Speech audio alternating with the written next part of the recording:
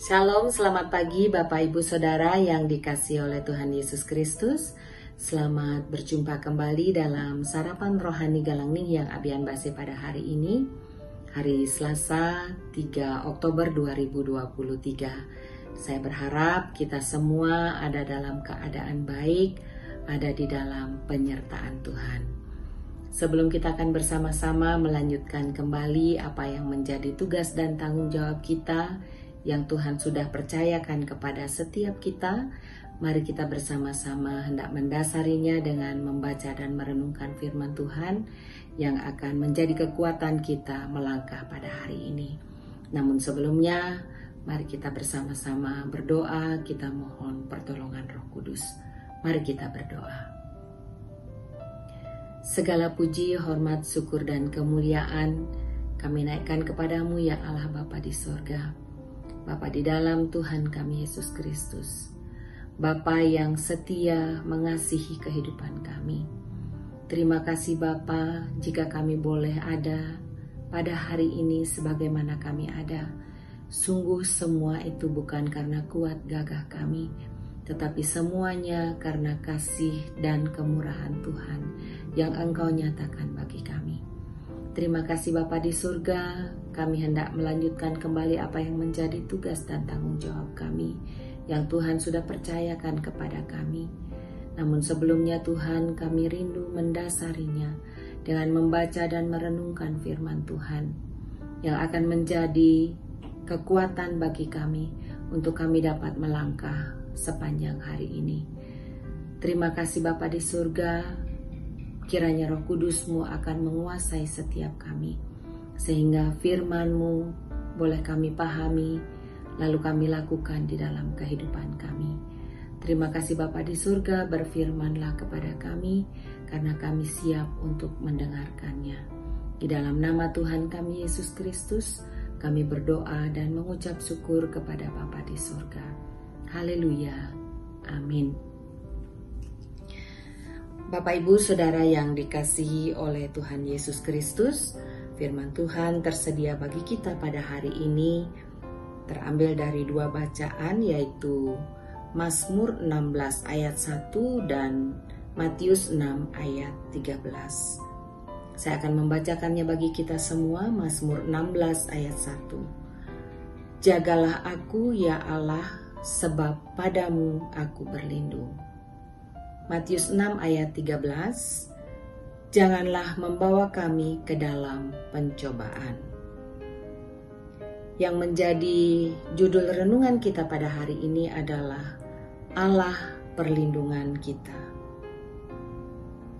Bapak Ibu Saudara yang dikasihi Tuhan, jika kita berbicara tentang perlindungan, pastilah yang ada dalam pemahaman kita adalah tentang sebuah situasi keamanan atau tempat yang aman, tempat berlindung. Lalu pertanyaannya, di manakah tempat yang aman bagi kita? Dunia yang kita diami ini bukanlah tempat perlindungan yang aman, karena dunia ini mengalami begitu banyak perubahan. Dunia tidak bisa membentengi dan melindungi hidup kita secara sempurna dan aman. Tidak ada tempat yang paling aman di dunia ini untuk kita bisa terhindar dari segala macam bahaya. Di belahan bumi manapun, tidak ada tempat yang benar-benar aman. Di mana-mana selalu ada bahaya yang mengincar. Karena dunia ini bukanlah tempat yang aman, maka semua orang memerlukan perlindungan atau penjagaan selama 24 jam penuh. Para pemimpin negara, raja-raja, selebritis terkenal, atau orang-orang yang berduit, atau orang-orang kaya, dimanapun berada, kemanapun pergi selalu ditemani oleh pengawal atau yang kita sering sebut dengan bodyguard. yang bertugas untuk menjaga dan melindungi, meskipun penjagaan dan perlindungan mereka yang dapat mereka berikan adalah perlindungan yang sangat terbatas. Bapak Ibu Saudara yang dikasihi Tuhan, bagian firman Tuhan hari ini merupakan ungkapan penyerahan diri Daud kepada Allah. Daud adalah pahlawan yang hebat yang mempunyai banyak pasukan yang tangguh. Lalu yang menjadi pertanyaannya adalah mengapa ia masih mengandalkan Tuhan jika ia sudah hebat, jika ia sudah kuat.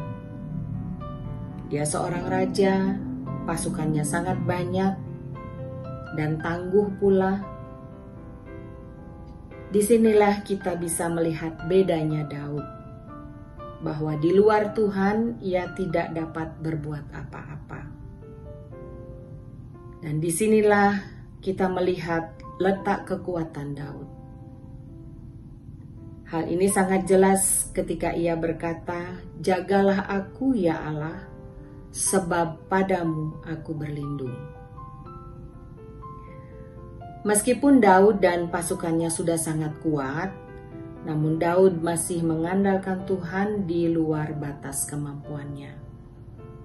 Daud merasa tidak bisa berbuat apa-apa tanpa penyertaan Tuhan.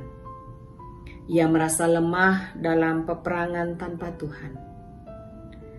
Dan karena itu Daud selalu merasa membutuhkan Tuhan. Daud membutuhkan perlindungan Tuhan.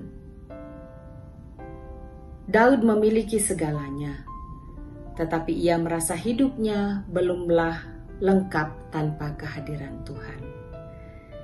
Ia selalu mencari Tuhan karena ia membutuhkan Tuhan untuk menjaganya. Sebagai seorang raja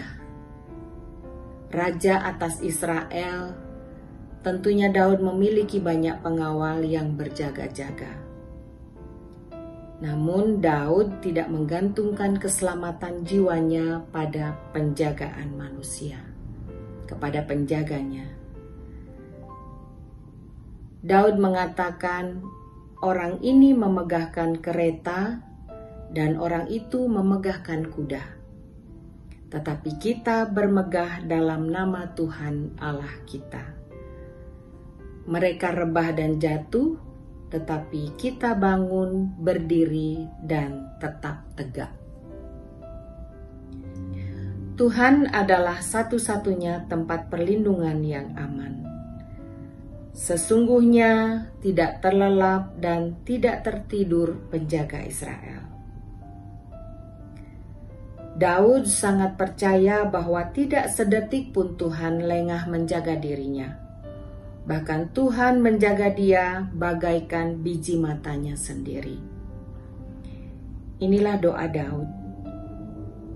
Tunjukkanlah kasih setiamu yang ajaib, ya Engkau yang menyelamatkan orang-orang yang berlindung pada tangan kananmu terhadap pemberontak. Peliharalah aku seperti biji mata, sembunyikanlah aku dalam naungan sayapmu.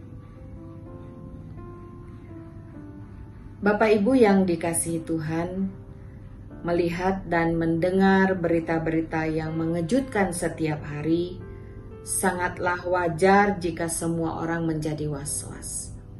Sangatlah wajar jika semua orang menjadi takut. Tetapi sebagai orang percaya, kita seharusnya tidak perlu gentar. Sebab kita berada dalam perlindungan yang aman di dalam Tuhan Yesus.